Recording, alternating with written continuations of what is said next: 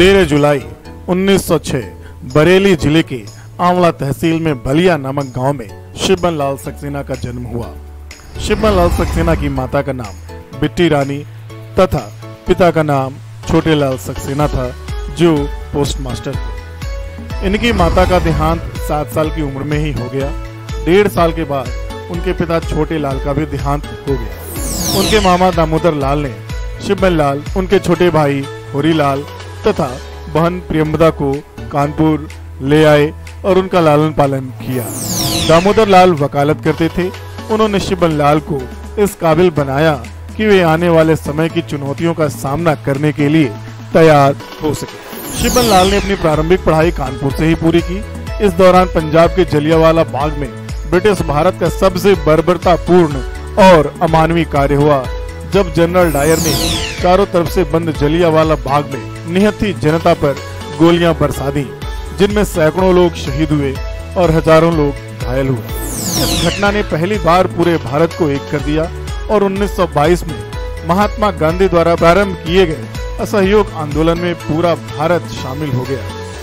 कानपुर में गणेश शंकर विद्यार्थी ने जनता का आह्वान किया और शिबन लाल ने भी 16 साल की उम्र में इस आंदोलन में शिरकत की। शिबन लाल को पुलिस ने गिरफ्तार कर लिया और पीटने के बाद हवालात में बंद कर दिया। शिबन लाल के राजनीतिक जीवन की शुरुआत यहीं से हो गई, जब उन्होंने देश सेवा को अपने जीवन का लक्ष्य बना लिया। उन्होंने इंटरमीडिएट तक की अपनी पढ़ाई कानपुर से ही पूरी की और सभी कक्षाओं में प्रथम श्रेणी से उत्तीर्ण हुए। इंटरमीडिएट के बाद उच्च शिक्षा के लिए वह इलाहाबाद विश्वविद्यालय में दाखिल हुए।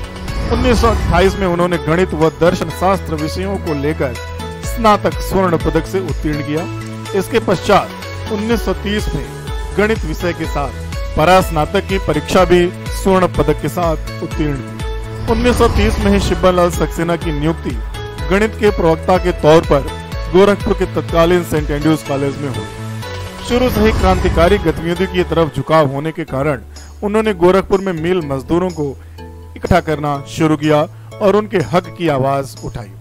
यही वक्त था जब महात्मा गांधी से उनकी पहली मुलाकात हुई, जब वे गोरखपुर में एक सभा करने आए थे। गांधी जी ने उनकी काबिलियत को पहचाना और कांग्रेस में आने का न्योता दिया।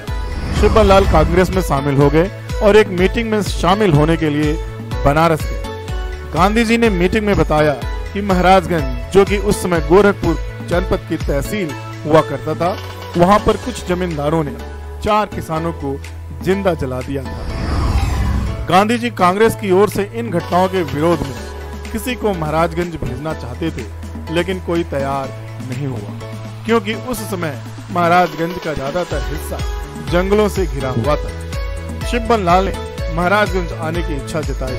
महात्मा गांधी ने यहाँ की परेशानियों के बारे में बात कर उन्हें डिगाने की कोशिश की, लेकिन वह अपने निर्णय से नहीं डिगे। तब गांधी जी ने उनसे आजीवन अविवाहित रहने की प्रतिज्ञा करवाई और उन्हें महाराजगंज जाने की आज्ञा दी। शिबन लाल ने प्रवक्ता पद से 1932 में इस्तीफा दे दिया और अपना पूरा समय यहाँ के किसानों की सेवा करने में लगाने लगे। शुरुआती दौर पर उन्होंने गांव-गांव में पार्टी का संगठन किया। उन्होंने किसानों को जागरूक किया कि वो सारी जमीनें उनकी हैं, जिन्हें वो जोतते हैं। किसानों को उनकी जमीनों पर मालिकाना हक दिलाने के लिए शिबन लाल ने 1937 से लेकर 1940 तक लगातार आंदोलन किया, जिससे घबराकर ब्रिटिश हुकूमत को आखिरकार गंडेविया नाम का एक विश्व प्रसिद्ध बंदोबस्त लागू करना पड़ा और 1,25,000 एकड़ जमीन उन्हें जोतने वाले किसानों को दे दी। यह जीत किसी मायनों में गांधी के पश्चिमी चंपारण और सरदार पटेल के खेड़ा आंदोलन से कम नहीं थी। यही वह समय था जब शिबन लाल यहाँ के तानाशाह जमींदारों की नजर में खटकने लगे। वे बाहर से आए किसी आदमी को अपनी सत्ता के लिए खतरा नहीं बनने देना चाहते थे। यही वजह थी कि वे अपने रास्ते से हटाने के लिए खतरनाक योजनाएं बनाने लगे। यह सवाल काबिले गौर है कि क्या वजह थी कि शिबन लाल ब्रिटिश हुकूमत के साथ साथ यहाँ के ताकतवर जमींदारों से अकेले लोहा लेने के लिए तैयार हो गए। असल में शिबन लाल थे तो एक अध्यापक, लेकिन उनका शारीरिक डील डॉल पहलवानों जैसा था। उनका मानना था कि स्वस्थ शरीर में ही स्वस्थ मन का निवास होता है। वह अपने विश्वविद्यालय फुटबॉल टीम के कप्तान थे। इसके साथ ही साथ वह कुश्ती के भी चैंपियन थे। यही वजह थी कि वह यहाँ आने के बाद किसी से नहीं डरे और न ही यहाँ के किसानों को किसी से डरने दिया। जरूरत पड़ने पर उन्होंने आवश्यक बल का भी प्रयोग करवाया। एक तरफ तो अंग्रेज सरकार तो दूसरी तरफ यहाँ के जमींदार उनके विरुद्ध साजिश करने में मशगूल थे। एक साजिश के तहत उन्हें घुगली ब्लॉक के अंतर्गत फराज खान गांव में मीटिंग के दौरान पकड़ने की योजना बनाई गई।